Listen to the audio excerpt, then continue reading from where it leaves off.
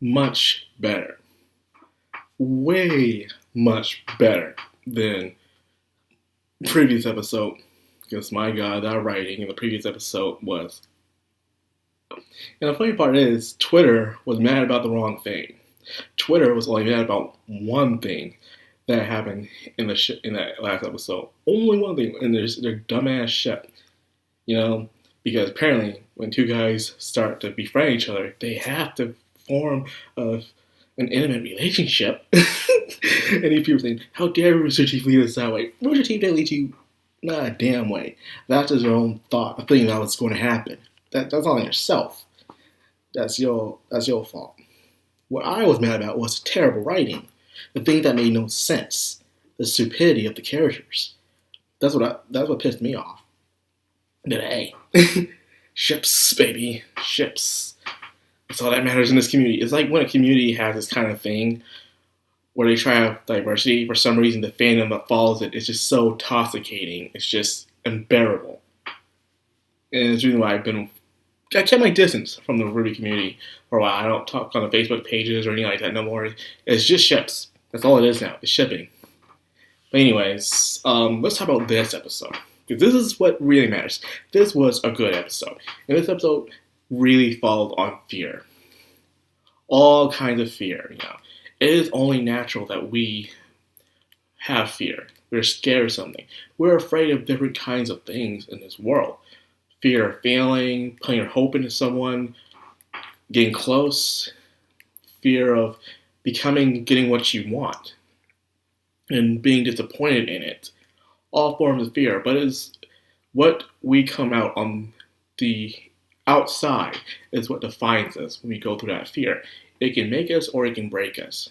It's like trials in life, We got a lot of obstacles as you grow through life, and you're nervous, your anxiety, all that stuff.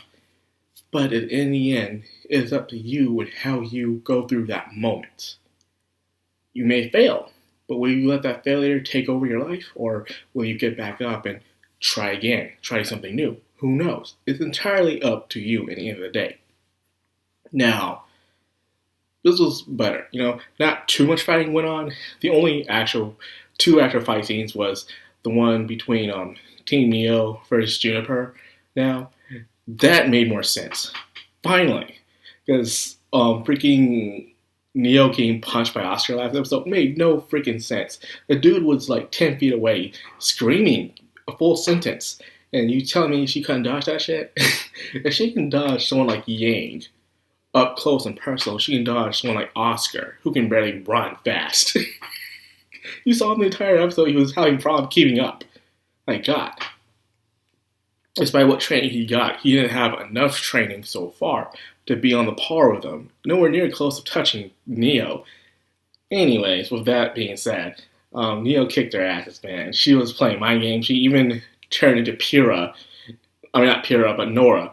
And tricked Ren. Ren knew it was her, but the way she acted, the innocent eyes, it made Ren like, oh shit, this is a mental scar right here, man. Oh God, man. That's something else right there. And then she has the relic. The original relic, man. It's over. It's freaking over, man. It's not that over, because Iron One still has the scepter. He still has that. Now, we'll go into the fight between Cinder, Winter, and Penny. Is it just me, or has Cinder has become such a terrible character now? She has become everyone's bitch. She became RWBY's bitch, she's become Raven's bitch, and now she's become that old lady's bitch. She's just... Everyone, think about it. The first 3 volumes, Cinder, even Adam, were looked up as these really cool characters. Cinder was looked at as a very calm, collective, manipulating kind of character. Even at the end of Volume 3, she still looked like that. And then after all that, her character is completely flipped over. Now she's always aggressive. She is impatient. All that stuff. she completely changed, all because she left feet. She is completely obsessed with power, and every time she's been fighting, she's been talking about how the elitists. She has something against the elites, apparently. So I'm guessing she, of course, grew up somewhere poor and probably lost a lot, and now she craves power to take revenge. I guess I'm guessing she never had everything else. She is Cinderella after all, and she never probably, if we get into her backstory, I'm betting she didn't have much, and she always wanted something, even those around her who did have something, and she wanted it. So I'm guessing she's taking the power for herself. She probably never had her fairy godmother, and because of that, she is doing it herself. She's taking what everyone else has, mainly the seasonal powers. And I'm like, yo, she displayed more power than this before in other fights. So I was wondering, why didn't she do it? She was in top condition. She could have easily used her, I don't know, fall maiden powers to their fullest extent. Like, because we've seen her do it. We've seen her do it at Beacon in Volume 3, and we see her do it at Haven in Volume 5.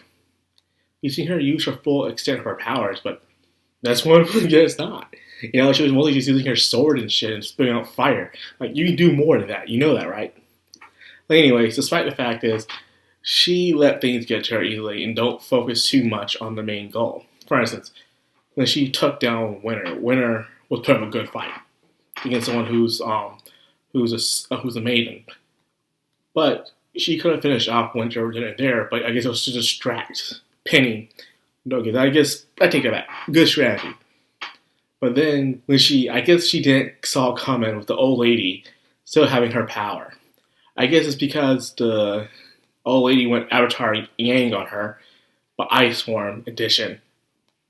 And she pretty much, I guess old lady lived for a long time, so she probably knows how to use her powers more than anybody.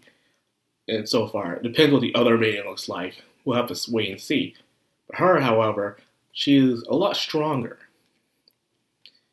But now I'm thinking about it. I'm surprised. I'm just thinking, why did Professor Ozpin let someone who is very capable have the Fall Maiden's powers? That came into my mind. You know, I don't know why he chose Pyrrha of all things. Why couldn't he chose Good Witch or some other Beacon lady? You know, he had, or there was Winter too. He had the people.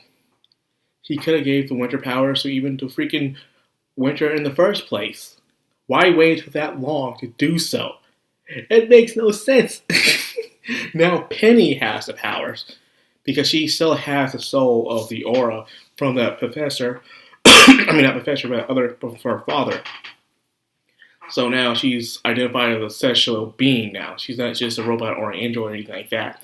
So good on her. That's some good development. I see how it took her so long to say yes. Just like I know you're in this moment of hesitation, Penny, but I guess she didn't think she was worthy of having, like, am I really deserving of the Winter powers? Can I even get them because I'm a machine?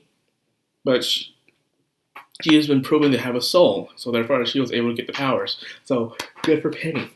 Now, then there was a talk between Ironwood and Oscar, and there was no going back from that. There was no going back, man. Ironwood has lost it. Even he knows he lost it. And I like how he did what I like to say sometimes. Despite how you can talk philosophical, and and how you can talk about doing the right thing all the time, but at the end of the day, you just can't. When your back's against the wall, you're running low on options. I'm sorry, but you gotta do what you gotta do. Despite how much you think things will be bad, you can't. You know, when you're fighting that wars, man, you gotta make them calls. You gotta make them sacrifices. But at the end of the day, you gotta accept the responsibility that it's all on you. The person who makes the call, anyways.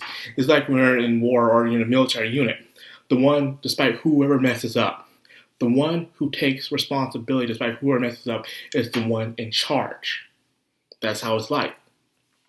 And I guess Ironwood was willing to accept that. So I respect it out of him. So he was speaking his piece, and what he was saying made sense just as well as Oscar did. But nonetheless, he didn't trust him. He shot a kid. So I guess he knew he'll make it. So, anyways, Oscar was able to fly down. Arthur was looking out the window and he smiled. Tyrion is out there somewhere. Neo accomplished her mission, so good job, Neo. Neo is the only one of the bad guys to make things right. But then again, Mantle is still in chaos, nonetheless. So it don't matter. It's over for right now, and I don't know if they're going to still stay in Atlas or not, but we'll see. But I know that at the end of this episode, man, that giant, it looks like that thing that Salem usually uses when she's talking to someone, communicating with someone. That's what it looks like, and it's like a giant version of it. Like, holy shit. So she's here. If she's here, I guess she's planning to make her final move. So I don't know what she's going to do to stop her. We'll have to see about that. Anyways, I was thinking about something, actually, when I was looking at Salem. I was thinking about the Grimm. Before Salem had created the Grimm always existed, even back then, with that dark god, who looked like the medieval Western version of a dragon. And the Grimm existed back then. The Grimm are a part of that dragon. I wonder if the Silver Eyes can, destroy eating that Grimm. So I'm wondering if the darkness that's inside of the death and destruction that's inside of Salem can be purified by RWBY. I wonder if she can do that, and by doing that, will she be able to take away her dark powers, and all she'll have left is the light, eternal life that's inside by the Eastern Dragon God instead. I was thinking that. It could be a possibility. It's just something I had up in the air when I was watching this episode, thinking, like, I wonder if they can do that. It's a giant possibility, but we have to wait and see. Finally, there's a song that I actually like listening to. I'm sorry, but lately, since Volume 5, there haven't been many songs I really care about listening when it came to RWBY soundtrack. To me. I miss the old, really rock versions of the songs they did back in the day, but listening to this one at the end, it wasn't fully rock, but it felt familiar. And because of that, I really enjoyed it. And I can't wait for it to come out on YouTube so I can listen to it all the way. Now, I was hoping for something to be at the end credit screen like there usually is, and nope, nothing to look at. Crow is under arrest with Robin, and of course, Crow has his regrets. He let himself get captured along with Robin, so we lost our professional huntsman, Team RWBY. Robin was irrelevant as fuck. Sometimes. Robin was just irrelevant, man. Like, you want us to love this character, but at the end of the day, I felt like she was just someone that just got in the way. She was just being this nuisance on everyone. And I mean everyone. Just making everyone's job difficult just because she wanted things her way. I guess she was looking out for the people, but and again, I think she was making things worse. She was definitely making things worse. So, yeah, I don't see fan art about Robin, for God's sakes. Robin is just not loved by anybody. But I guess it happens. You win some, you lose some. Now, it's done. We are done. I like how this one felt very defeating. Like we haven't had a kind of episode like this in a long time since Volume 3, the end of Volume 3. We haven't had that kind of episode where it felt like there's no hope left. Things are just falling apart all around them. And finally, I guess they were too used to their winning streak since Volume 4 and 5 and 6, and now 7, things fell down. They all came crashing down. Goddamn. And that is it, man. I'm guessing the next RWBY volume is, for some reason, every time a volume comes out each year, the volume's premiere gets pushed back every single time. I remember a time where RWBY volumes used to come out like near the end of summer or the beginning of fall, but now they're being pushed into the winter time. So sooner or later, RWBY's going to come out in the winter, like December or some shit. It seems like it happens every single time. So I can't really see how that's going to happen. And that's all I got for this, man. This was satisfying, in my opinion. It was satisfying. I liked it. So I can't wait to see the next volume. No more RWBY talk till something comes up in the news. And that's it. There goes my views. If you haven't noticed, the only people who actually come to watch this channel really are the RWBY people, and I thank you for that. Because of course you guys go somewhere else, but I'm thankful you gave little old me your precious time. So I'm gonna clock out right now. This has been Madcrown on Anime, signing out.